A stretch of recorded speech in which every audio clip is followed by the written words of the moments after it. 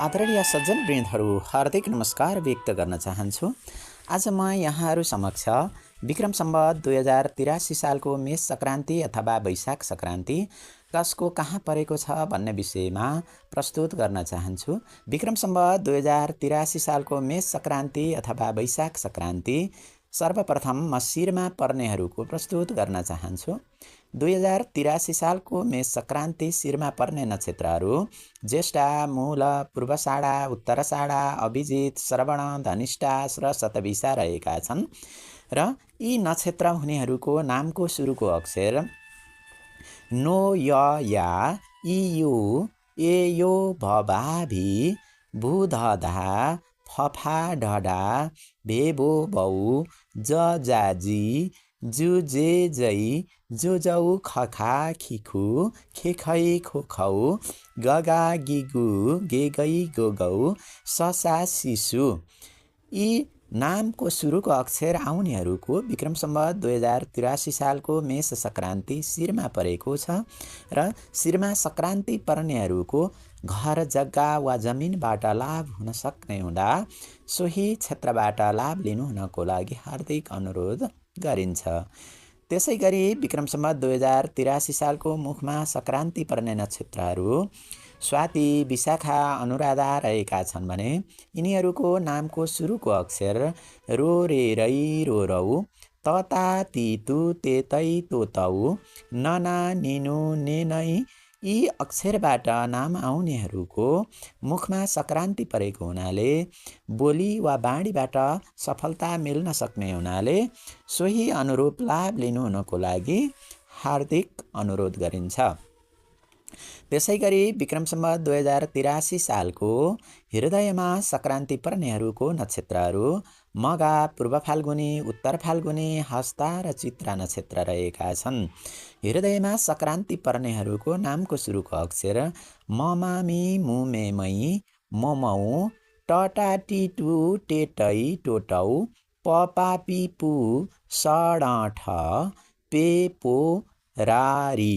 यति नामको सुरुको अक्षर आउनेहरूको हृदयमा सङ्क्रान्ति परेको छ र यहाँहरूलाई धन सम्पत्ति आर्जन हुन सक्ने हुँदा लाभ लिनु हुनको लागि हार्दिक अनुरोध गर्दछु। त्यसै गरी विक्रम सम्वत 2083 सालको दायाँ अथवा दाहिने हातमा सङ्क्रान्ति पर्ने नक्षत्रहरू पुनर्वसु, तिख्य र अश्लेषा रहेका छन् र यिनीहरूको नामको सुरुको अक्षर के, कै, को, कौ, ह, हा, हि, हु, हे, हो, ड, डा, डी, डु, डे, डो। यी अक्षरबाट नाम आउनेहरूको दाहिने हातमा सङ्क्रान्ति परेको हुनाले यदि यहाँहरू स्त्री हुनुहुन्छ भने पुरुष र यदि यहाँहरू पुरुष हुनुहुन्छ भने स्त्रीबाट लाभ हुन सक्ने हुँदा सोही अनुरूप लाभ लिनुहुन अनुरोध गर्दछु। त्यसै गरी अब भने म यहाँहरू समक्ष विक्रम सम्वत 2083 सालको बायाँ अथवा देब्रे हातमा सङ्क्रान्ति पर्ने नक्षत्रहरू प्रस्तुत गर्न चाहन्छु। रोहिणी नक्षत्र, मृगशिरा र आद्रा नक्षत्र जसको नामको सुरुको अक्षर ओ, ब, बा, बी, बु, बे, बै, बो, बौ, क, का, कि, कु, घ, घा, ङ, छ, छा। यी अक्षरबाट नाम आउनेहरूको देब्रे हात वा बायाँ हातमा सङ्क्रान्ति परेको हुनाले केही क्षति वा क्षय हुन सक्ने हुनाले सतर्क रहनु हुनको लागि हार्दिक अनुरोध गर्दछु। त्यसै गरी विक्रम सम्वत 2083 सालको दाहिने खुट्टामा सङ्क्रान्ति पर्ने नक्षत्रहरू अश्विनी नक्षत्र, भरणी नक्षत्र र कृतिका नक्षत्र रहेका छन् र यिनीहरूको नामको सुरुको अक्षर चु, चे, चै, चो, चौ, ल, ला, लिलु, ले, लै, लो, लौ, अ, आ, इ, उ, ए, ऐ। यी अक्षरबाट नाम आउनेहरूको दाहिने खुट्टा अथवा दायाँ खुट्टामा विक्रम सम्वत 2083 सालको सङ्क्रान्ति परेको हुनाले खुबै घुमघाम वा भ्रमण हुन सक्ने हुँदा सोही क्षेत्रबाट लाभ लिनु हुनको लागि हार्दिक अनुरोध गर्दछु।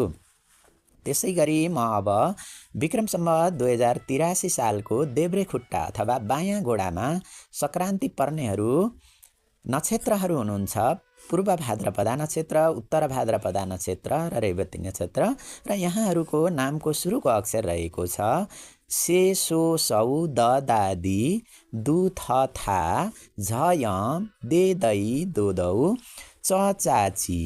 यी अक्षरबाट नाम आउनेहरूको बायाँ खुट्टा अथवा देब्रे खुट्टामा सङ्क्रान्ति परेको हुनाले केही कष्ट हुन सक्ने हुँदा समयमित रहेर अगाडि बढ्नु हुनको लागि हार्दिक अनुरोध गर्न चाहन्छु। विशेष गरी बामा पाद अथवा देब्रे खुट्टामा सङ्क्रान्ति पर्नेहरूले गङ्गा स्नान गर्ने, नारायण पूजा लगाउने, रुद्री पाठ गर्ने, जलधारा अर्पण गर्ने, दुर्गा सप्तशतीको पाठ आदि गरेर घिउ, मह, चिनी र डुम्रीले हवन गरेर ब्राह्मण र कन्याहरूलाई द्रव्य, दान दक्षिणा र भोजन आदि गराउनाले शान्ति मिल्दछ भनेर विभिन्न शास्त्रहरूमा भनिएकाले जसको बायाँ घोडामा वा बायाँ हातमा सङ्क्रान्ति परेको छ उहाँहरूले अवश्यमेव सङ्क्रान्ति दोष शान्ति गर्नुहुनको लागि हार्दिक अनुरोध गर्दै अन्य जसलाई सङ्क्रान्तिको शुभफल प्राप्त भएको छ उहाँहरूले सोही अनुसार लाभ लिनको लागि शुभकामना व्यक्त गर्दै विक्रम सम्वत 2083 सालको हार्दिक मङ्गलमय शुभकामना व्यक्त गर्दै यहाँहरूबाट आजको लागि यस भिडियोबाट बिदा चाहन्छु। पुनः अर्का यस्तै ज्योतिष, वास्तु तथा विभिन्न ज्ञानमूलक कुराहरूसँग सम्बन्धित भिडियोको लागि यहाँहरूले यो च्यानललाई सब्स्क्राइब गरेर हरेक भिडियोहरू हेर्नुहुनको लागि अनुरोध गर्दछु। धन्यवाद। नमस्कार।